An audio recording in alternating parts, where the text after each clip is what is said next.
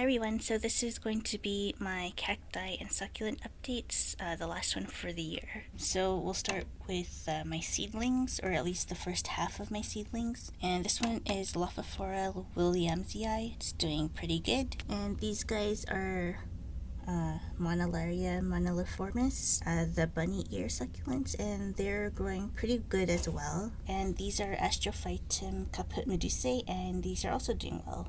And here are the rest of the plants. I've been overwintering them in this tank. It doesn't get super cold, so I don't know how much of a rest they're getting. I haven't been watering them other than the succulents if I notice that they're shriveling up. But I'll go over some of the new acquisitions first. So I got that one in the corner. It didn't come labeled, but the spines are bristly, like they're not sharp at all, so it's very safe to be around. This one is Echinopsis rose quartz. So this one in the back is Notocactus leninghausii, I think.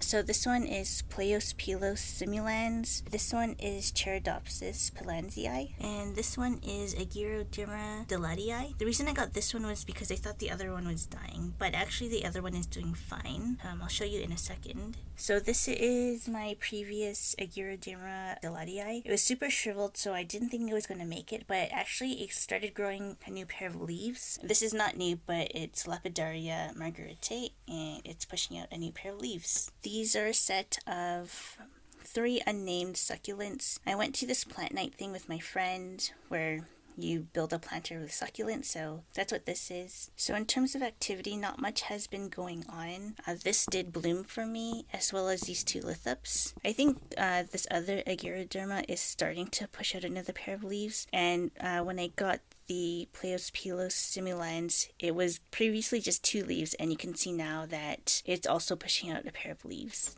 Alrighty, so these are the rest of the cacti and succulents. The reason why they're outside is because I had a pest problem. Some of these had mites, and some of these had mealybugs. I'm not sure where they came from because they were fine going into the tank. I first noticed it on this plant. It had little red spots on it, so I knew it was mites, so I took this out first. And then this one also had mites. You can see it's kind of not looking so great.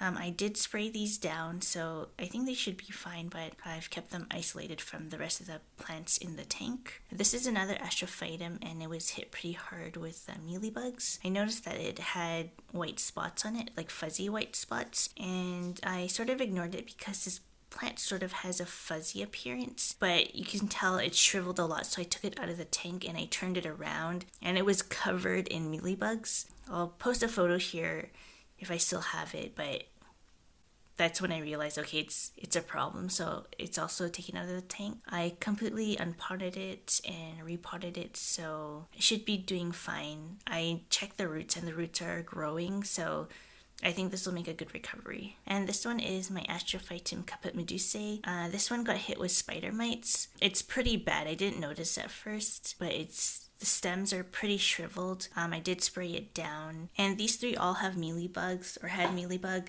This one still has it. They're in the little crevices, so it's hard to reach, but I'm keeping these isolated as well. And these are all my jungle cacti. These 2 are Hatiura salicola, and I bought these as cuttings, and they're doing pretty well. I originally had 3, but I gave one to a friend, so I have 2 now. So these 3 in the front are Solanacerius anthonianus. I previously had 3 cuttings, so 1, 2, and then 1 more, but I gave 1 cutting to a friend. And then I have this rooted plant, and they're all doing pretty well. I haven't seen any new growths on these 2, but I did see one on the other one that I gave to my friend. And obviously this rooted plant is doing very well as well. I had a piece that broke off, so I'll probably just stick that in soil and give that away. I probably don't need 3 of the same plant, so I might end up getting rid of these 2. So this one is Epiphyllum front runner, and out of all the cuttings, I think this one has done the most, at least from what I can see. It's pushed out this stem, and there's something growing at the bottom right there.